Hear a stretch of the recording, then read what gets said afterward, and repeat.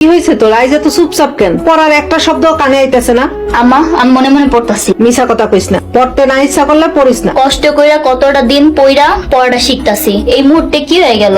আমার আর কোরআন শরীফ শিখা হইলো না। দেখি তোর জন্য একজন মহিলা মাস্টার রাখা যায় কিনা। তোর আব্বার বাড়িতে আসুক। হামজা হুজুরের মতো কেউ পড়াইতে পারবো? হামজা হুজুর কত বড় মাপের আলেম, উনি কত সুন্দর করে পড়ায়। তুমি আব্বার লাগে কথা কয়ে দেখো না, হামজা হুজুরে আবার।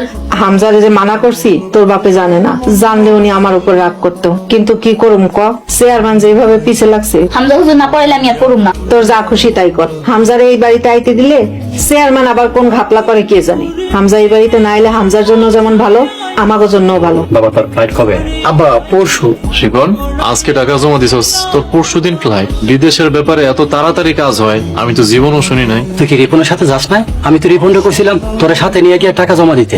হামজারে নিয়ে যাবো কেমনে? হামজা কি সারাদিন বাড়িতে থাকে নাকি? আমি বিকাল পর্যন্ত অপেক্ষা করছিলাম, ভাইজানের আসতে দেরি হইতেছে বুঝলা, আম্মাই নিয়ে গেছে। ভালো করছস, কোনো সমস্যা নাই। অবশেষে তুই বিদেশ যাইতে পারতাছস, তোর স্বপ্ন পূরণ হইতাছে ভাই।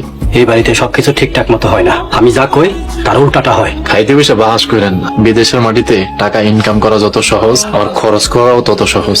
নামাজ পড়বি 5 ওয়াক্ত, আর মানুষ দেখা চলবি, খারাপ মানুষের সাথে মিশিস। আল্লাহ জানে শেষ পর্যন্ত কি যে হয়। যদি ভালো কিছু হয় তাইলে ভালা, আর যদি খারাপ কিছু হয় তাইলে ভিক্ষা করা ছাড়া উপায় নাই। কেন ভিক্ষা করার লাগবো কেন? আপনার আদরে পোলা থাকতে আপনার ভিক্ষা করার লাগবো কেন? এই অশিক্ষিত মূর্খ মহিলার নিয়ে আমি খুব বিপদে পড়ছি। আপনার দোয়া থাকলে ইনশাল্লাহ সামনে ভালো কিছুই হইব। আর আম্মা তো ঠিকই বলছেন, আমরা থাকতে আপনার কোনোদিন ভাত কাপড়ের অভাব হইব না ইনশাল্লাহ। হয়েছে বাবা, তুমি যে বিরাট শিক্ষিত এটা আমরা সবাই জানি। নিজের ঢোল আর নিজের পিটাইতে হবে না। বাবা হামজা, আমি শুনছি যে খাওয়ানোর সময় বেশি কথা কোন ভালো না। ঠিক বলছেন আম্মা, খাওয়ার আদব বরখেলাপ হয়। এরে এই সব অবৈধ জিনিস সেবন করতেছে। অবৈধ জিনিস সেবন করতেছস, তুই না নামাজ ধরছস, সব খারাপ কাজ ছাইরা দিছস, হেদায়েতের পথে আইছস। খামাখা ভেজাল করে না তো, তুমি যেখানে যাইতেছিলে যাও। তুই এমনই আমার লগে বাড়িতে চল। বাড়ি গিয়ে কি লাভ হইব? আব্বারে কইবা, আব্বারে কই কোনো লাভ হইব না। 2 দিন পর লাখ টাকা কামাম। তুমি আমার লগে ভাব দিয়া চলো, তোমার ভালো হইব। আমার ভাইয়ের হাত এত শক্ত, ভাগ্য ভালো দৌড়ে পালাইতে পারছি। শালা তোর লাগে মারামারি করছি, ওষুধের টাকা তুই দিবি। তোর লেগে হামজা ভাইয়ের লগে আমরা শত্রু দামি করতেছি, তুমি তো যাইবে গা বিদেশ। মাল খাই কি মারামারি করন যায়? মাল না খাইলে ভাইজানরে দফা করে ছাড়তাম আজকে। কত ঘুরাবে না, ওষুধের টাকা দিবি তুই। যা ছিল সব তো দিয়া দিছি। আসসালামু আলাইকুম। ওয়ালাইকুম আসসালাম। আপনার এরকম লাগতেছে কেন? মনে হয় ফুটবল খেলা আসছেন, না হয় মারামারি করে আসছেন। দুইটার একটা সত্যি, কিন্তু কোনটা সত্যি তোমার কইতে পারো না। আচ্ছা ঠিক আছে, কলেজে যাইতাছি আপনাকে বাড়ির সামনে দিয়া, চলেন একসাথে যাই। কইনর তুমি যাও। আপনি এখন বাড়ি যাবেন না? একটু পরে যাও, তুমি যাও। আমার লাগে গেলে কি সমস্যা? সমস্যা আছে, লোকজন দেখলে বাজে কথা কইবো, বাজে মন্তব্য করবো। তাছাড়া তোমার সাথে হাঁটতে আমার শরম করে। তুমি যাও কইনর।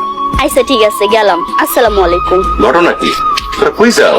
আমরা চিরতরে এই বাড়ি ছেড়ে চলে যাচ্ছি।